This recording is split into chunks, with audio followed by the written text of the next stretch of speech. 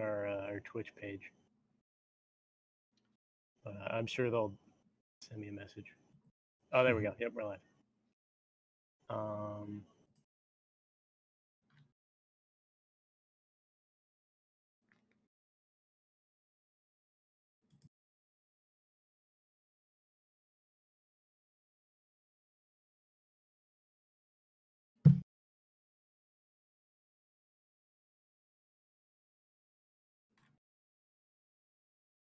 All right, so we're live.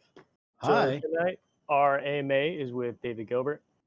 David is a indie game developer and producer and the founder of Logic Games. So if you're an indie creator yourself or love adventure games, this is the AMA for you. So I hope everyone has some great questions, and we'll get started. Hello. So to start us off, I'm going to ask you one of my own questions. Sure. How did you get your start?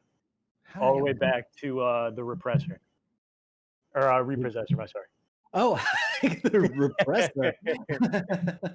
Like repress the repossessor. Oh gosh. Well, yeah, I was in between jobs. I was like a year or two out of college, and I was doing temp work at Goldman Sachs of all places. It was this horrible job that I was laid off from. So I was happy about that. So I was just sort of trying to figure out what I wanted to do with myself. And then September 11th happened. So this isn't the happiest story. And I kind of didn't want to leave home, or I wasn't that motivated to look for a job. So I was looking for a way to kind of creatively vent all the feelings I had. So I discovered Adventure Game Studio and made a little game in a weekend. I discovered there was this thing called Reality on the Norm, which was like this open universe where anyone could create a game set in this little town called Reality on the Norm. And if you and you had to share all your resources with the community afterward. And I played a few of them, and I thought I could make one of these. And so I did. And it was called The Repossessor, which was about the Grim Reaper coming to the town to take the soul of a zombie who lived in the town. So yeah, making a game about death and the Grim Reaper in the weeks after 9/11 probably says a lot about my state of mind. But that's how I got my start. And then I got another job, and then that kind of went away. I drifted around a couple careers for a while, and then about 5 years later, I was unemployed again, and I thought, well, it's now or never. So I made the Shiva, and I've been doing it ever since. All right, perfect. So this next question is from Vampire Juicebox on Twitch. How is it that Unavowed is so incredibly awesome? So, yeah, like what went into making that one? Well, first of all, thank you very much. I mean, the only thing I could say is that I deliberately wanted to. It's made up of the pieces of other types of games that I personally find awesome. It's made up of like things that I find are awesome. It's got like Dresden Files, which I'm a huge fan of. It's got like the BioWare narrative structure, which I've always been a huge fan of. It's got a bit of World of Darkness in there, and of course, naturally, I'm a fan of old school point and click adventure games. So it's kind of got a bunch of stuff that I like, kind of all crammed together. And I'm glad I managed to make something that people liked at the end of it. So to kind of go off of that, what inspires you? What inspires me? Well, like I said, it's just stuff that I'm a fan of. And sometimes it's not always easy to find the thing that speaks to you. It just sort of does. And when something grabs me, I just kind of go with it. And with Unavowed, I was actually I mentioned I was a big fan of Dresden Files and Hellblazer. And there was a brief period of time where I was actually approached by Warner Brothers because they wanted to do a Hellblazer, low-res Hellblazer game, which seemed weird. But low-res, like this type, like Blackwell, that's what you want. And they said yes. So okay, well, let's see what we can do. And nothing came of it, sadly. I don't quite, it just didn't go anywhere. But I kind of still wanted to make a game like that. And so that was definitely the inspiration for Unavowed. I just also like been reading Dresden Files for the last like 15 years. So, which is very obvious if you play the game. It's very Dresden. Yeah, and also just kind of what speaks to me. Like if I think that any creator ends up having puts more of themselves into their work than they realize. There's something that they want to get out. And that definitely happened with Unavowed. It happened with Blackwell. It happened with Shiva.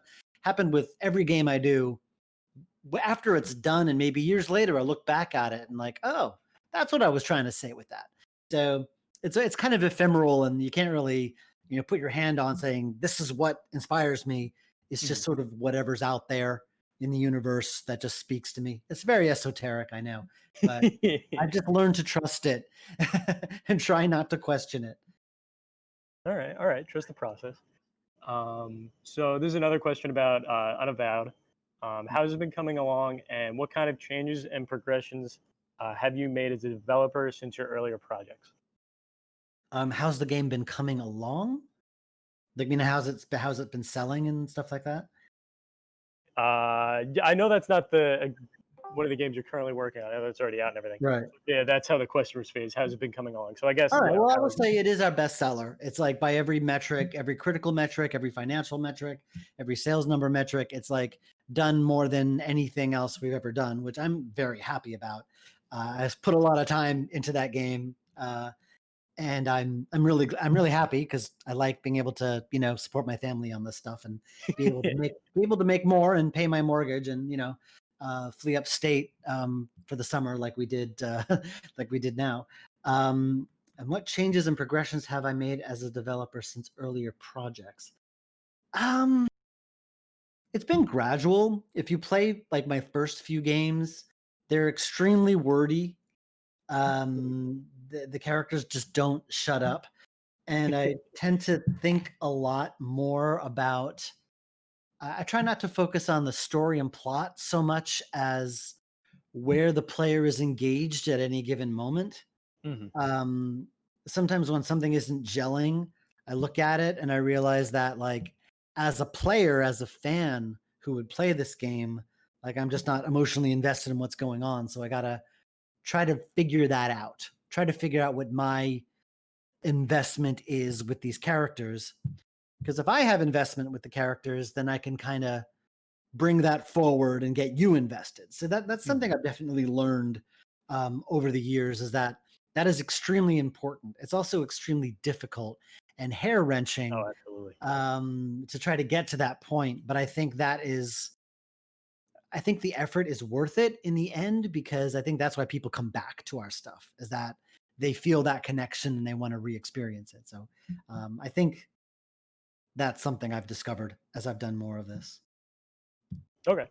And Nighthawks and Old Skies, those are the games you're working on now, correct? That is correct. Yeah. So how have those been coming along? Well, good. Well, Nighthawks, I can't really talk much about because that's all Richard Cobbett's baby.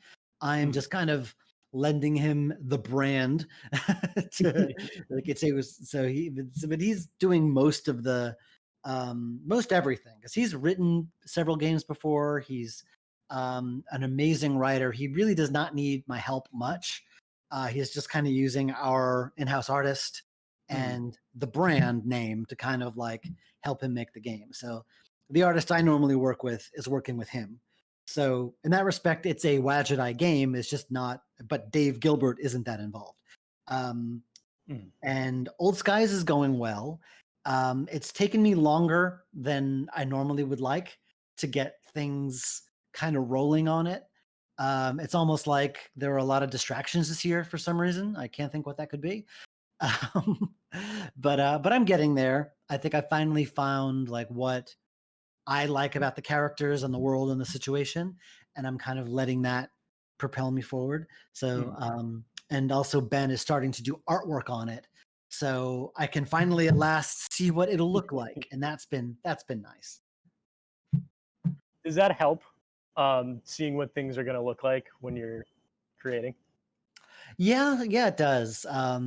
Especially after all this time, because I started working on the game like in February, But since Ben was really deep in night working on Nighthawks, this is the longest I've ever gone without seeing what any of the characters look like.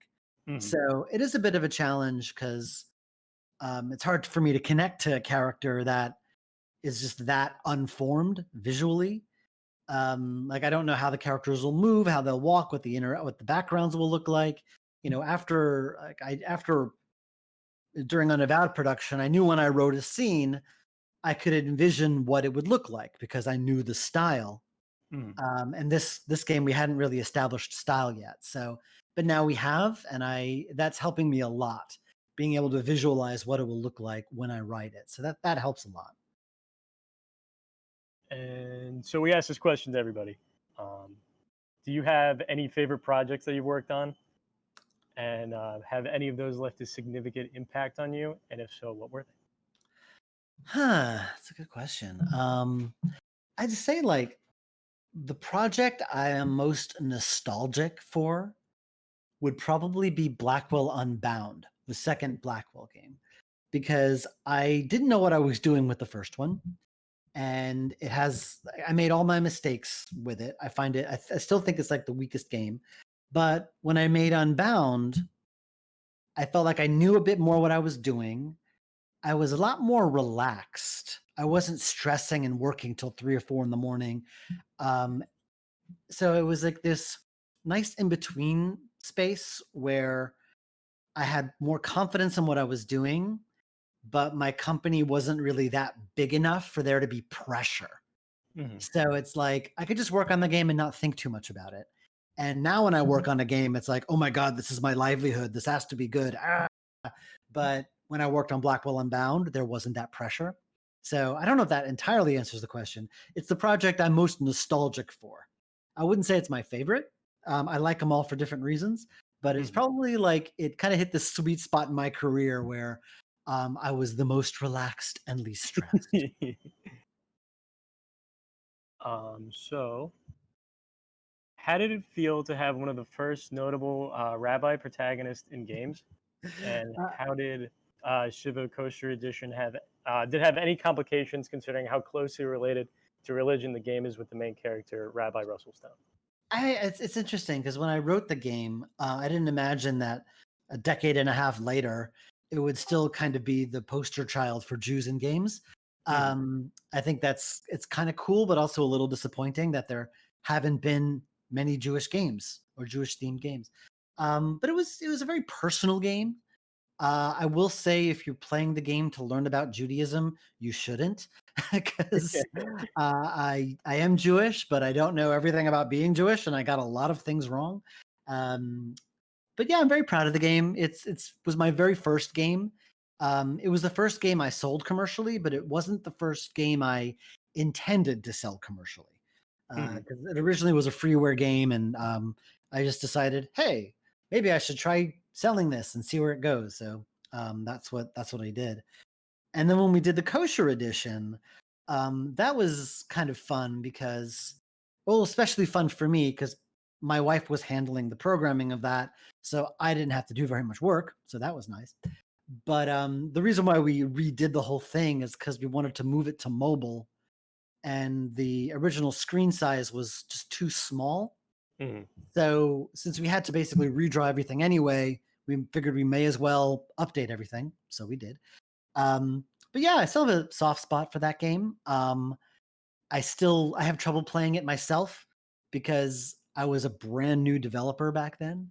Um, but yeah, it's pretty cool. Like every couple of years, I get an email from a Jewish academic who discovers the game exists and it blows their mind. It's like, yeah, I released the game almost 15 years ago. You're only just learning about it now. So yeah, that it's cool. I'm glad I made the game. I don't know if that answers the question either. Yeah, it does. It does. Okay, great. um, so going off what you said about replaying it, do you replay any of your own games? Uh, I usually don't. Um no. I don't. Only when I'm like releasing a new version and I want to do a playthrough to make sure it works. I Mhm. don't usually play them again for fun. Although my Okay. daughter sometimes asks me to play Blackwell. She likes watching me play it, so I sometimes do that with her. So this is from Stephen F. Mr. Gilbert. As I am a dramatic writer who would love to write adventure games half as good as yours, do you have any recommendations on how to get into writing games um, uh, from writing for other media? Huh. Honestly, any advice I have is like 14 years out of date. Because when I started, it was more like I couldn't envision doing anything else, and there wasn't that much out there back in 2006. There were very few indie games in general, let alone adventure games. I will say that writing, interactive narrative is different than a standalone, novel or play. It's a very different animal. Whenever I try writing standalone prose, I find myself like thinking like a narrative designer, and they don't always mesh. In terms of recommendations, I mean, this sounds very trite, but like just do it. There's so many tools out there, like Adventure Game Studio or Adventure Creator, which is part of Unity. There's so many tools out there that can just help you get started, just to see where it goes. The game we mentioned at the beginning, the Repossessor, I made that in a weekend using just freely available assets.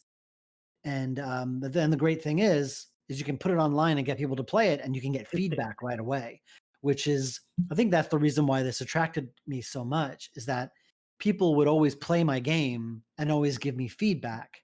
Mm, And that's not really something I could do with, like, if I wrote a novel, I wouldn't get feedback till much later.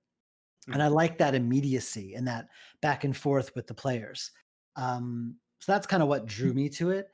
But yeah, all I can recommend is just do it and then get feedback and see where you go from there.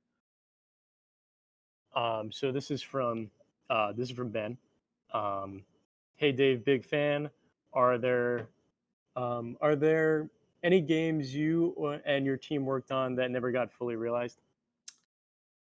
Let's see. Yes. There are a few.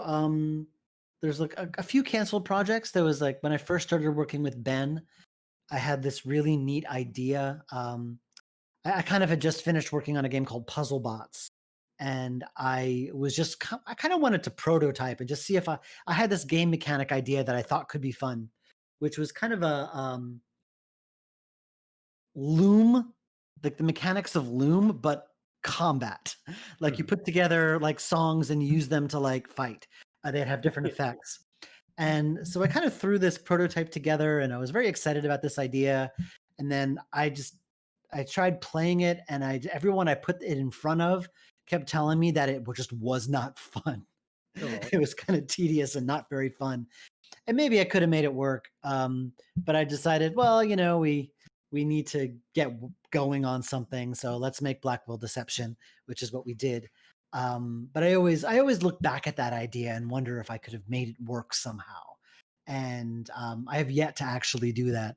After every project, I look at that design and think maybe I'll give it a go this time, and then I don't. Maybe one day I'll do that, but I haven't yet. good luck if you do. Thank you. Thank you very much. What This is from Leanne. And Mhm. what other pieces of media do you normally draw inspiration from, and how do you apply that inspiration? Well, like I said earlier, books. I love the Dresden Files, books and comics and things like that. I watch a lot of movies. Um, I'm often I'm often interested in, like, whenever I watch a TV show, I always am interested in why I feel compelled to keep watching. Mhm. Like, what is it about? Like, I just watched The Umbrella Academy recently, and I can't point to, like, it was fun, but yet I could not wait to see the next one. And there was just something about it that kept me wanting more.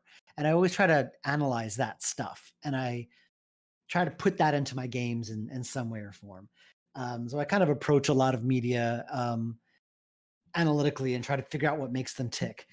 which is impossible, really. But because every piece of media is different. If there was a way to quantify that, we'd all be rich. But yeah, I draw a lot of inspiration from the media I consume, and I like to think it balances out because I give some back. So you just everything, and stuff from my life. Also, life in New York. A lot of my games take place in New York, and so I draw a lot of um, my inspiration just from my everyday life there. Being a New Yorker, I can sort of try to recreate what that is like and try to give you a relatively authentic New York experience, even though everyone's New York experience is different. But I do Mhm. think that drawing from my own life helps a lot as well. So this is from Vampire Juice Box again. I love the voice directing in Logic games. Um, I've played Whispers and Kathy Rain. Do you just happen to be good at voice directing, or is there another reason you attribute to that? That's a good question. I know that when I started, when I went from freeware to commercial, because back then it was kind of not something you did. AGS games were free, were supposed to be free, and when I decided to sell a game, I really needed to give it value, and I thought, well, voice acting, and I know a lot of actors. I was part of an improv group at the time, and I it also helped that I really knew what the characters were supposed to sound like. And so I started working with the voice actors, and I can't say I'm a professional at it, but I've done it often enough and for long enough that I think I'm sort of good at it. I think that I also love the discipline of voice acting. And I think that voice actors are the most interesting people in the world. I love everything about it. I am not much of a voice actor myself, as you can hear by my stammery way of talking. But I just love talking and hearing from voice actors, Mm. and I go in there with the actor, and I just have a ball. And I think that's the important thing is yeah, you're there to work, but you don't treat it like work. And also, I trust the actors. I'll think what a lot of new directors do if they're also a developer is micromanage the actors a lot, and it kind of makes the performance really not very good because the actor's not having fun. So I think like if I have a secret, it's that I just go in there with just the intention and having fun with the actors and seeing what we come up with. And also, as I've done more of these, I have certain actors that I just love working with, and I know they'll do a good job. And so I've just learned to trust them a lot more. And I think of voice acting as a way to elevate the material rather than a way to like I think that a good voice actor can make bad writing good, can make bad writing sound good, but it can't make bad writing magically good. It's there to elevate the material, not replace it. And I think that's also something important to remember. But the main thing is I just love doing it. It's my favorite thing, my favorite part of the process. I think of it as like my reward for getting a project that far. It's like, yes, I've been working on this for 2.5 years now. Now I can do voice and record. Now I can work with the voice actors. Yes. So yeah, I just absolutely love it. I think that's the secret. You got to love it, which I do. Yeah, I see someone wrote Abe Goldfarb. Yeah, I've known him since I was 13, so I know what Abe can do. I love working with him. So besides working with the voice actors, what do you love about what you do? What do I love about what I do? There's certain easier ways to earn a living, but I can't think of many more satisfying. I just what do I love about what I do? I mean, honestly, just the fact that I can make these games, make the type of game I love, um, and and actually have them sell enough to support me and my family, Mm. that's just amazing. That's just amazing to me. The fact that I can like just ah God, this is such a loaded question. What is my favorite thing? Honestly, just seeing this take shape and seeing it take form is the most rewarding thing in the world. That's all I can really say. So this is a question from Mary E. Hi, Dave. How has being a developer in NYC affected you? And have you considered moving to other parts of the country? I've heard most other developers work on the West Coast, especially with events like GDC always being on the West Coast. There's nothing more New York than swearing you're gonna leave and then never doing it. We my wife and I talk about it all the time because we don't really need to live in one of the most expensive cities in the world. We just really like it in New York. A lot of my family lives there. I grew up on Long Island, and I've lived in big cities majority of my life. Went to university in Boston, and it's just I just love the energy. I just love being able to walk out the door, and I'm just surrounded by many things, none of which I can go to at the moment. Yeah. And so and also it's like my biggest inspiration. Like I kind of a lot of my experiences living in New York gets put into my games, as I mentioned before.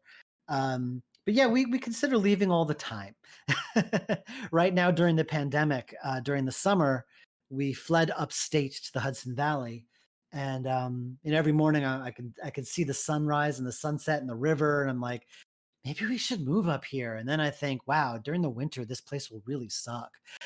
So we might, who knows, it might happen, but um, we're still New Yorkers at heart. We haven't left yet. So this is a follow up to Mary's question. Mhm. Uh, what do you think of the current games ecosystem in New York compared to other states?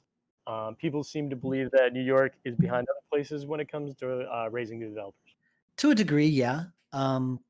When I first started, I kind of compared it to, they say, you're a fish in a pond. Like if you're a developer in New York, yeah, the pond might not be very big. There's not a big scene here, or there's not a big scene in New York, but it's also in New York. It's not a big pond, but it's a pond in a place that everyone wants to see.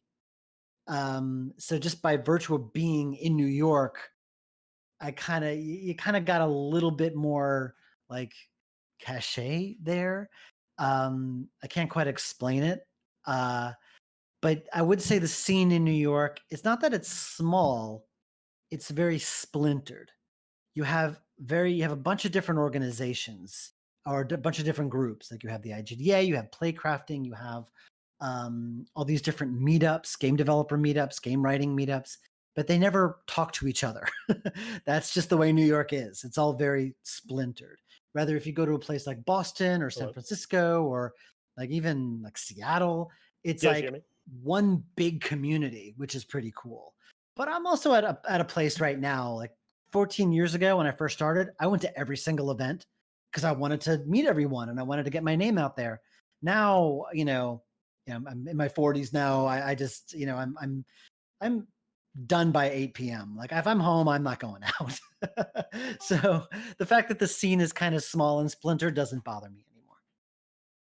Where do you see it going? Do you see it growing into, a West Coast big player, or do you see it continuing like this and splintering off and packets will come up?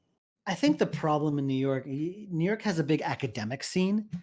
because of they got the NYU Game Center, so you get a lot of which is a great program, um, so it attracts a lot of academics, and often just the pure cost of living in New York is so high. Everyone I know who graduates from that program tends to leave because they just can't afford to live here Or, yeah. without a job, and the entry level jobs don't pay very well. There are not many jobs in New York, and I think that's a problem. It's just so expensive to set up shop in New York that no one does it. And I think that's the biggest problem. That's the major barrier to the scene growing here. Mhm. So this is a question for Mary. I like this one a lot. Do you have any dream games you'd like to make, and if so, what's stopping you from currently giving form to those projects? Well, there was that RPG I talked about before. That's kind of a dream game. Honestly, Unavowed was my dream game.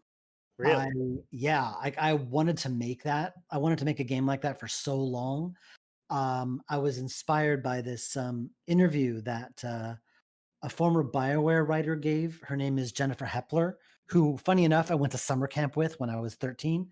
I didn't know it at the time, but it's just a Uh-huh. funny coincidence. Um, she talked about wanting to skip the combat in RPGs, because in combat heavy games, you're allowed to skip the narrative stuff. So why can't she skip the combat to get the narrative stuff? And I thought, Mhm. wow, that's an amazing idea. Why that's like, why can't that's basically the point and click adventure game of my dreams. Why isn't anyone making this game? And no one did make the game.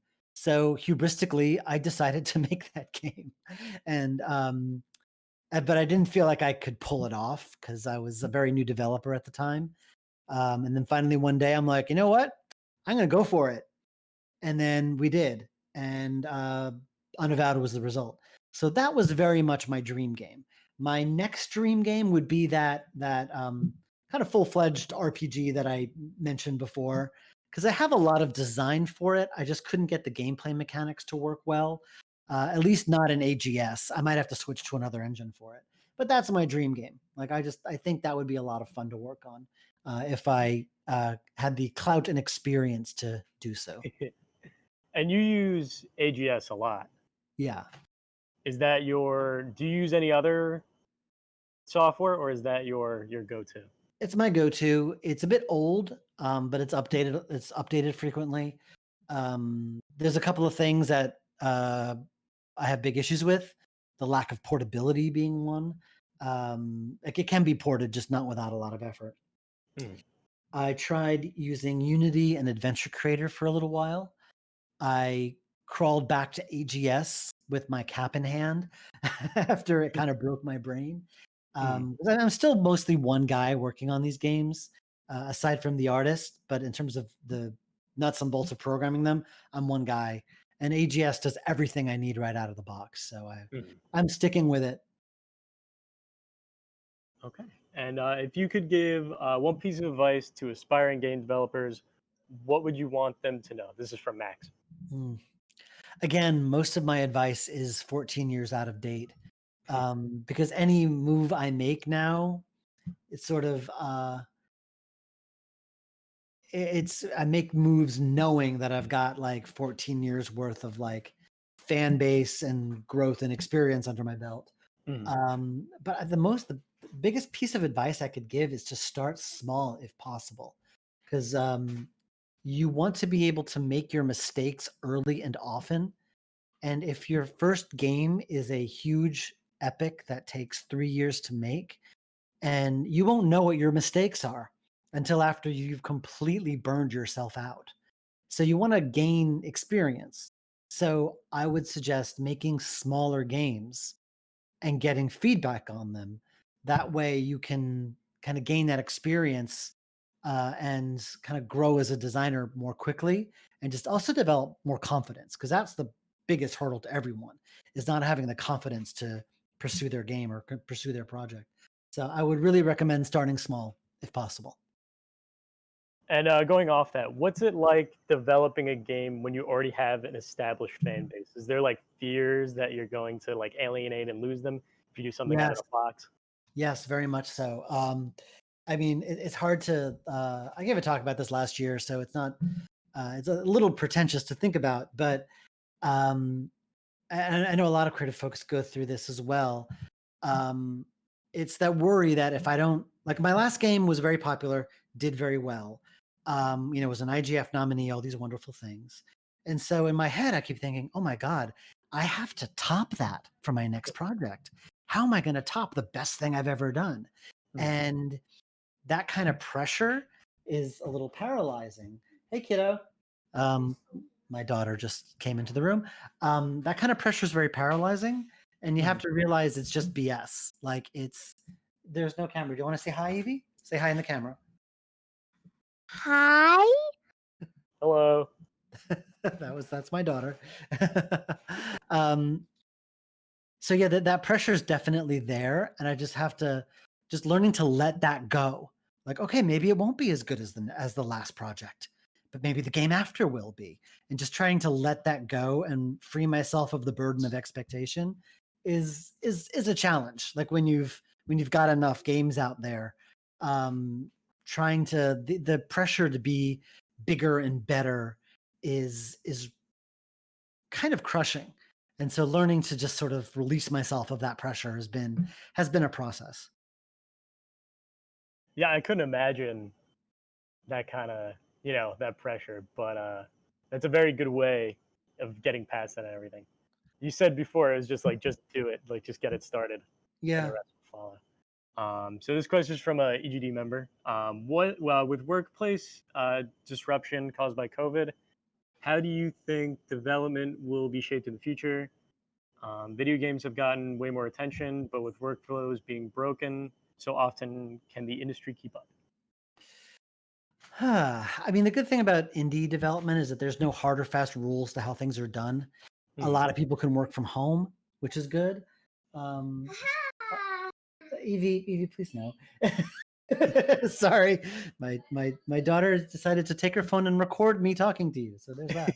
Um, sorry, I forgot what I was saying. Yeah, I mean, it's disruptive to us because it's like usually, our daughter's in school during the day while I work, and now she's not. So that's definitely a disruption. Um, I can't go to like the cafes to work in like I usually do. I have a little office share that I sometimes go to. Can't go there anymore. So I think like every company is learning how to handle working from home. They're discovering, things like Dropbox and Subversion, SVNs and GitHubs and all those things, just to kind of establish new workflows, and that's what everyone's got to do. Mhm. Um, so why indie? What are the strengths? What are the advantages? And what are some of the weaknesses? I went indie because I didn't have any experience for anyone to hire me. And so I decided to just go into business for myself because I didn't think I could get a real job in the industry. Um, I mean, the advantages. Evie, could you turn that down, please? Thanks, kiddo. Sorry. All right. Um, what was I saying about kids being home while you're trying to work? Uh, and I've completely lost track of what was the question again. I'm sorry. It was why independent? What are the strengths and weaknesses? The advantage, of course, is that I can make anything I want, and there's no one hovering over me telling me what to do. The disadvantage is that I can make whatever I want, and there's no one telling me what to do. Because when you have total freedom, you also have like it's also very paralyzing, like choice Mhm. paralysis. You're not quite sure what you're making, and when your livelihood depends on it, and games take such a long time to make, like you kind of have to try to see the future. You're like, oh my god, like is this? Am I going to totally regret this 3 years down the line, or is this going to like make me rich 3 years down the line, or is this just going to you know maintain my current income level 3 years down the line? Like you just don't know, and it's hard to make any long term plans because you never know what your income's going to be at any given time because it changes every month. Mhm. But of course, you can't exactly fire yourself. And the good thing is like we always say, if things are going bad, usually I can sort of I know I'll probably be able to see the writing on the wall months in advance, so I'll be able to make plans if things go bad. I mean, even if I did have a full time job with more security and a regular paycheck, you never know when you're going to be fired. You never know if the company's going to die. You never know what's going to happen. So while I am jealous of people who have a steady income and know what's going to be coming in month to month. Um, like anyone could be fired or let go. But I personally just love the freedom. And also, if you talk to any boss I ever had before I started Wadget, like they will tell you that I always hated being told what to do. Even it is a very irrational thing. Even if it's something like that's literally my job, and they ask me to do something, the stupid part of my brain is like, no, even people I hire to tell me what to do. I have like a PR consultant who's I pay to give me advice. And Uh, she says, you should do this. And this stupid, idiotic part of my brain wants to say no. This is just a stupid part of my nature that is sort of like uh, is glad that being an indie is a thing you can do. because it suits my personality and temperament a lot more than otherwise. And if it works for you, it works for you. If it doesn't, it doesn't. Some people really want that security of a steady paycheck, and I totally get it Mhm. because, yeah, that would be nice. So this is from another EGD member. When did you decide slash begin your development career, and what advice would you offer to young developers that want to be that want to create a career in a big expensive city? Oh, that's a good question. I mean, my experience, I was very lucky. I was single, no family, and I lived in a small studio apartment that I had bought 10 years previously. So my expenses were low and I was able to kind of get by on, lunch specials at the diner to sustain myself. Basically living like a college kid in my 30s, because I was 30 years old when I started this. And I would not recommend living that way. Um, but again, the only advice I could give to new developers is to start small and if you're living in a big city, I mean, that's a challenge for anyone just starting out. So however you can make it work. Basically, here's also this is something someone told me a while ago, a voice actor friend of mine living in New York.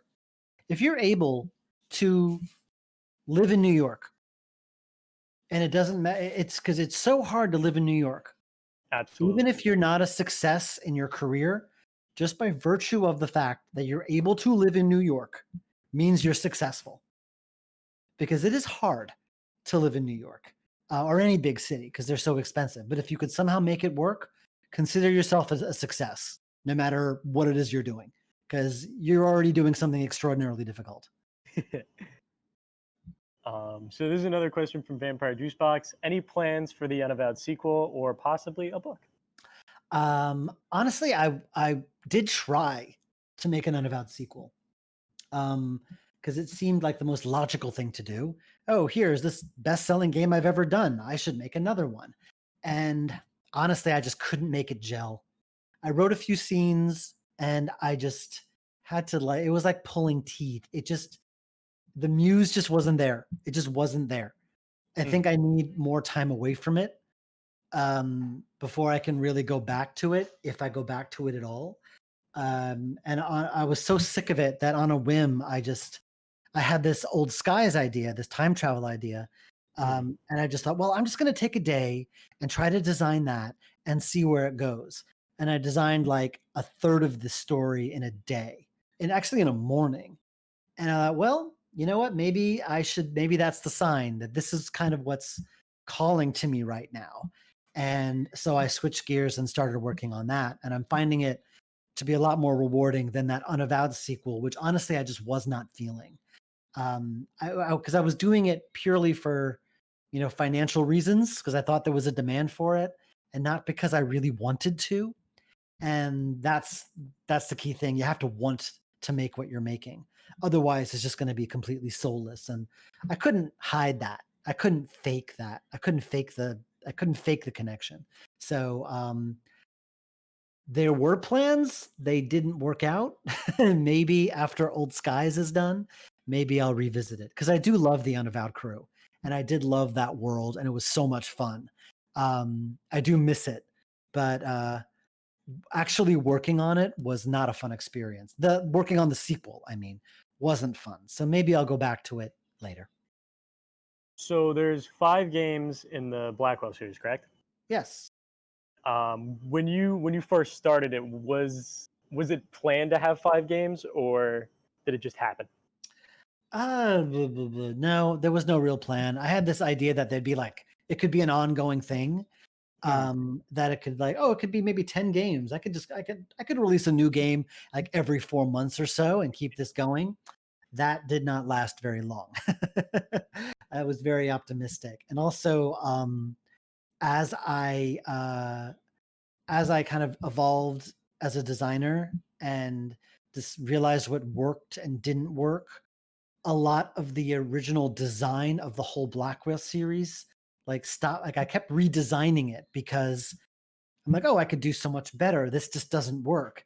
But I'd already foreshadowed it in a game that already was released. So what do I do? Like there's a character who appeared in the first Blackwell game named Nishanti, and I had this idea for her that I realized by the third game was so stupid. Like the big reveal about her character was so dumb. I'm almost embarrassed to admit what it was. It was so dumb that I just didn't want to do it. Mhm. And I couldn't think of what else to do with the character. And so I just kind of had her quietly disappear. And that happened a lot over the course of making the series, to the point where I just decided I needed to. There was so much baggage by the time I got to the fifth one, which is why I ended it there, because it was getting too wrapped up in its own lore, and I wanted a clean slate uh, from from Blackwell. So that's why they were five. Um, but oh crap, what was the question again? I got off track. Did you know it was going to be 5 games? I did not know it was going to be 5 games. Originally, Epiphany wasn't going to be the last one when I wrote it. I thought there'd be a sixth one, Hmm. but as I got through it and I was thinking of the potential sixth game, the idea I had wasn't a full game's worth of story. So I just combined the two ideas into one game, and I kind of went out big, like as big as I possibly could. So I just ended it there, and I'm very happy with how that ended. So this is a question from Ben. Do you have any crazy stories from your time as a developer in the games industry? Oh gosh, any crazy stories? Meeting a lot of the developers I was a fan of as a kid has Mhm. been wild. I remember the first time I met Steve Moretsky. I was a big Infocom fan back in the day, and I met him at my first GDC in 2007, and he was sick as a dog. And I got all fanboy all over him, and he just kind of looked at me like, he's like, okay, that's great. He just did not want to be around anyone. So that was like slightly disappointing. But any crazy stories? I can't really think of anything crazy because most of my time is spent like in front of my computer screen. Um, Honestly, I can't really think of any. Uh, no, not really. I think just the fact that I've been able to do this for so long seems crazy to me. Mm. Do you have any themes you wanted to explore in a game but haven't yet? If so, what are they and why? Hmm. It's interesting because I mentioned earlier how sometimes you don't realize what it is, what theme, what your theme is Hmm. until you're finished or you're halfway through. And I remember after the first Blackwell game came out, a reviewer who was Richard Cobbett, who I'm working with now on Nighthawks, he wrote a review of it. And he said something very interesting. He's like, wow, this is the most raw story of urban isolation I've ever seen. Hmm. And at the time, I'm like, yeah, that's what this game's been about. It's been about urban isolation. That is what it's been about. And then when I finally realized that, I kind of doubled down on that. Like, definitely the last 3 games or last 4 games are very much about urban isolation, how you can be surrounded by people and still be very alone. Hmm. That was very much a theme of Blackwell. Um, so when you ask like, do you have themes that you've wanted to explore and haven't? I don't know what those themes are yet because I haven't written those games yet. Often, like there's a theme that just comes out without me knowing it, and when I realize what that is, that's when the game takes shape. So I just always have to trust in the process. Trust in the process. It's so esoteric. I know it sounds so like that sounds so weird, but it's true. So, where do you draw ideas for your base games, and where do these ideas usually start? Do you just imagine the start of a story, and build from there, or start from ending, or something else? That's always the most frustrating part of design is coming up with what you're doing. Because you can when you know what you're doing, you can make a checklist of what you need to do. Mm. But you can't write a checklist for coming up with the things in the first place. I usually is just sort of take a notebook and write stuff until something forms. It's probably the most hair-pullingly frustrating part of the process. uh, But where they come from, again, it's just wherever, just the ether. Like it's just you just don't know. Um, like I said, media I consume, people I know. Uh, I don't know. I can't. I wish I could come up with a pretentious answer, but honestly, I don't know. and does it start from the beginning, or do you have like a storyboard, or do you know the end where it's gonna end, and you work backwards from there? Every Like, time I try to write a design, like an outline, it always like I'm like maybe a quarter through actual production when I throw it out the window, because it just always ends up changing completely. I know often I've often heard, oh yeah, try to work backward from your ending, but then what I find happens is that I find myself twisting the story to fit an ending that I've already come up with, rather than letting the story naturally come to its own ending. So I try not to do that. The mhm. exception, I think, with Old Skies, because it's a time travel story where you're dealing with like past, future, and present, and things changing. I can't do that as much because I need to. There needs to be a lot more careful plotting and pre-planning Oh, when you're absolutely. doing a time travel story. So I do know where it's gonna. I have an idea of where it's gonna end, but I'm trying not to let myself be too married to it, Mhm. because if I find myself trying to force it, if I'm trying to force my current design, like, oh no, I got to do this because of the ending, and like find myself, if I'm fighting myself like that, I'll just let it go and try to find its own ending naturally. Mhm. Here's a confession: not I have never known where a single game of mine was going to end. Not a single one. And I've managed to fake it so far. Let's see if I do that again. I love that. I love, you know, you tell the story as it goes. I think that's really cool. Well, Um, Even Stephen King does this, and he says that if he doesn't know where the story is going to go, then the audience won't either. And I love that idea. He just sort of trusts in the process. He just goes, which also explains how a lot of his endings are just kind of peter out and go nowhere. But the process of getting there is always engaging. Like mhm. in the moment, it's always just absolutely riveting. And I think that's more important. I think you can forgive a weak ending if the process of getting there is really fast, is really engaging and satisfying. I agree. This is a question from Stephen F. Do you have any recommendations on home voice recording software slash hardware? Blue Yeti mic, I swear by it. Um, and I use Audacity for everything. Even when I record I go to a recording studio to record the voiceover.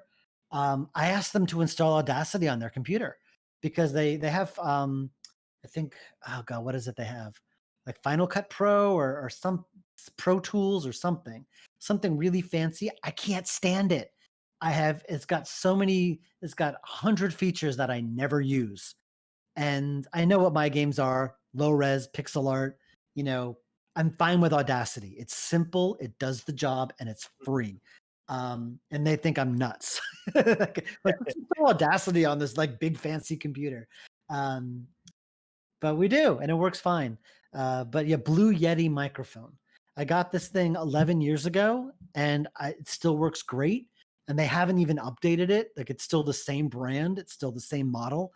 They just know a good thing. They haven't changed it. So Blue Yeti, swear by it. They trust the process. Trust the process. Yeah. So this is from an EGD member. Do you feel that the chaos of game design ends up benefiting the project, or that we should have a bit more order in our games rather than letting some decisions um, and naturally? I mean, there's yeah, when I say, yeah, let things happen naturally, that sounds very esoteric. But yeah, you gotta keep deadlines in mind. You gotta keep the bottom line in mind. I can't just tweak and fiddle on a design forever, because then I'll go broke. Like you have to be reasonable. At some point, you have to say, this is good enough. Let's push forward. With Old Skies, the artist has been he wants to up his art game. We're upping the resolution to to 1080p, which is incredible. But he's doing some art study to try to figure out a way to, find a new style. And he's been just sending me all these sketches and all these books he's been reading, and he just loves it. And finally, he just said, "Okay, I think I've read enough. Time to actually make something." And Mhm. he has. And he keeps finding things he can improve upon. But once we establish the style, we got to stick with it. So yeah, you got to be reasonable. It's great to be an artist and just do everything you want, but at the same time, you do need to produce. You need to ship. You need to get something out there, and so you need to strike a compromise with yourself. So we have 4 minutes left, so this will likely be our last question. All right. Why adventure games? Um, why adventure games? It's a it's a genre I've always loved. Mhm. And when I was looking for a way to kind of creatively express myself after 9/11, um, it was the medium that I chose because it was something I was very familiar with. I knew that type of I knew the language of adventure games very well. Mhm. And so I was able to make adventure games using that language that I was very familiar with. It's like why plays? You like the experience of live theater. I like the experience of interactive narrative. I find that like the when done well, if you put the player, if like I'm put into someone's shoes and I'm put into an experience and it's done well and immerses you, there's no feeling in the world like it. No Mhm. feeling in the world like it. And it's hard to do. It's hard to get there, but if when you do, if you can pull it off, there's just something magic about that, and that's why I do it. All right. So yeah, that'll end us on a high note. Thank Woo! you so much for doing this, for giving us your time and your. Hopefully that all made sense and I wasn't just babbling. Yeah, I personally got a lot out of it. Uh, Awesome. yeah, just trusting the process, all that. Uh, so thank you so much. So we have a League of Legends tournament on August 7th, this Friday. So if you haven't registered yet, make sure you do for your chance at the $100 prize pool. Following that, we have a Super Smash Bros. Ultimate tournament on August 10th on that Monday. That is a $20 grand prize. This is our last AMA of the summer series. So thank you, Dave, for ending us again on a high note. Oh, you're very, very welcome. Thanks for having me on. And then at 8:05, we're going to be streaming our Valorant tournament. Okay. All right. So is that it? Um, oh yeah, and if you want to promote any of your social medias or any of your Oh yeah. anything. Well, the biggest one is Twitter. It's Wadjet Games.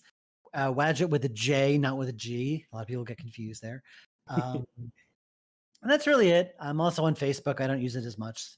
Mostly, if you want to see what I'm up to, follow my Twitter feed. I tweet a lot. All right.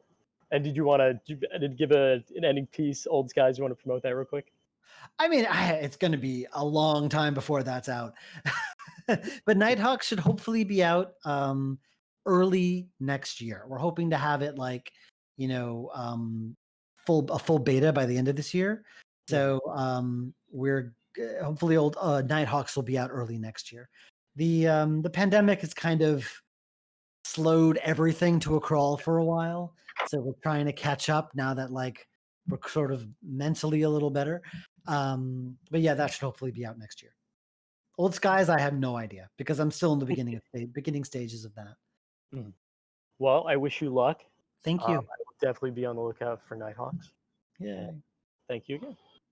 All righty.